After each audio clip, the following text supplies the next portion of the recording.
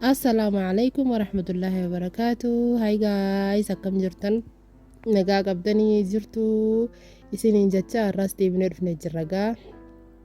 Akkuma argitan ganama yeroo haanuu duumessaa jira. Daawwitii maskootaatu akkanatti qabbanti baay'ee waan jiruuf daawwitii maskootaatu bishaan qofa taatee jirti. Akkuma argitan sanii. Eegas booda gaafa xara keenyatti seennee qooshaa gizee jiifadhu maal gizeeniin shaayirra kaadhu maal isinii waraabne amma eega qooshaan naa baate boodaan kunoo akkanatti godhachu jira faxara waan kana garagalchaas numa ani beeku maqaa isaati garuu ammoo numaan godha faxaraaf garagalchaas numa jannaani hedduu takka mi'aawa. Hogguma san injiisaa kaameeraa sukkaara soogiddaa bishaan kanumarraa injiisee akkasi gizee naa baate godhagaa hedduu takka mi'aa shaawii hojii nyaachuu ni dandeessanii waan biraatii wajjinillee qabattanii nyaachuu ni dandeessanii mi'aawaadha jechuu barbaadeeti. Akkasiin isiniin jaata daawwattoota keenya eegas boodagaa guyyaanis jimmata waan ta'eef karaa wannitaattiin seenee hojii biraattiin seenee biddeena kana guyyaa kamisaa waan hin buusee jiruuf. Israafa tahawaa je'ee waan hin yaadeef mareetiin bakka lama mummuree akkasitti firija keessa kaayyadhaa je'eetiin akkanatti mummurachuu jira daawwattoota keenya. Faxaraan godheessan eega nyaanne boodagaa kanattiin dabre guyyaan jimmaa guyyaa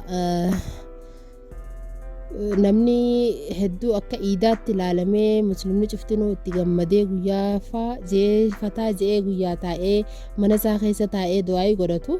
Akkasiin isiniin jaaga daawwattoota keenyaanis ganamaan hojii firraa fixuudhaaf akkuma argitan ruuza irra kaayyadhee paastaallee irra kaayee eega ruuzni naa bilchaate booda kunoo foon kalluunaati arraasi. Foon kalluunaa kana akkanatti akka nama daakeetti xixiqqeessee akka daqqaa jechuu akka daqqaattiin godhaa. Akkanatti xixiqqeesseetiin ciradhee jira. Eegaanin paastaa kiyyarraa buusee hanga paastaa naa bilchaatu jeeti mana seene. Mana hirriibaa gizeen seenu akkanatti waliin laaqamee jira. Waliin laaqamee jennaan waliin laaqamee jira mana kanaan firraa tolcha ture.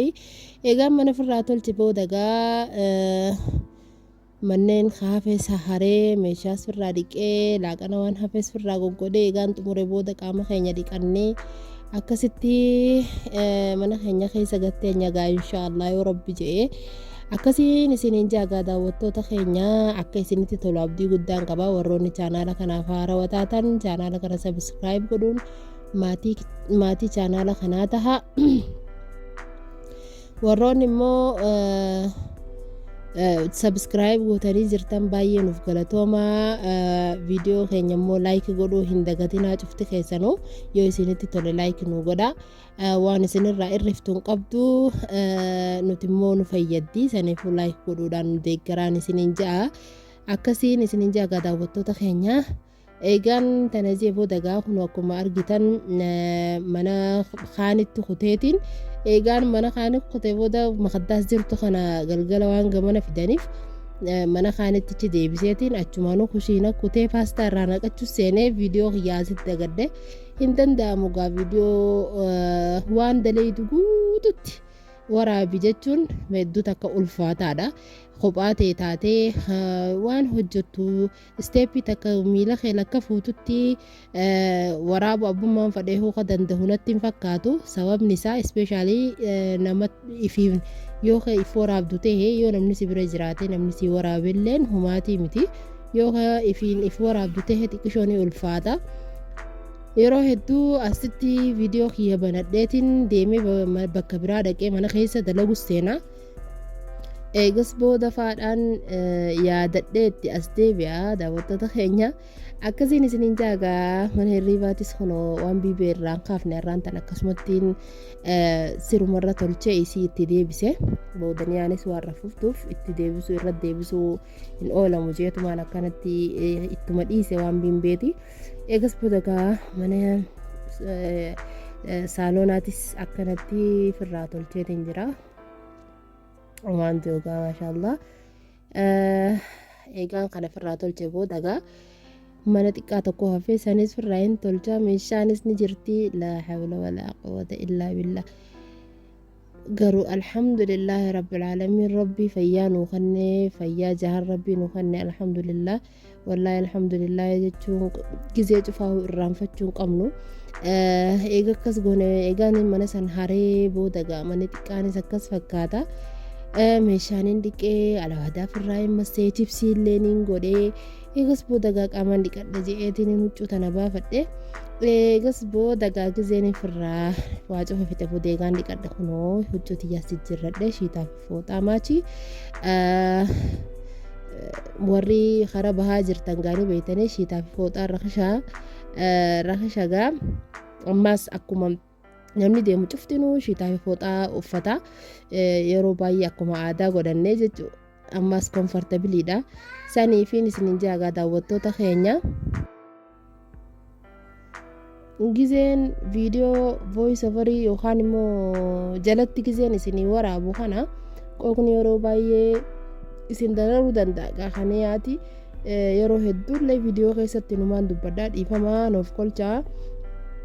Ijoollee wanni ta'uu godhuun hin danda'amu kun akkuma argitan abbaan niyaatii fi niyaatis karaa masgiidaa qotanii isaaniin isin garsiisa jeetiin ijoollee akkanatti taphachuu jirtu walaamtaa akkanatti maal jettanii walaamtaa jennaan egaa nuti akkasitti taphachuu jirtu kanaan isin garsiisee ture.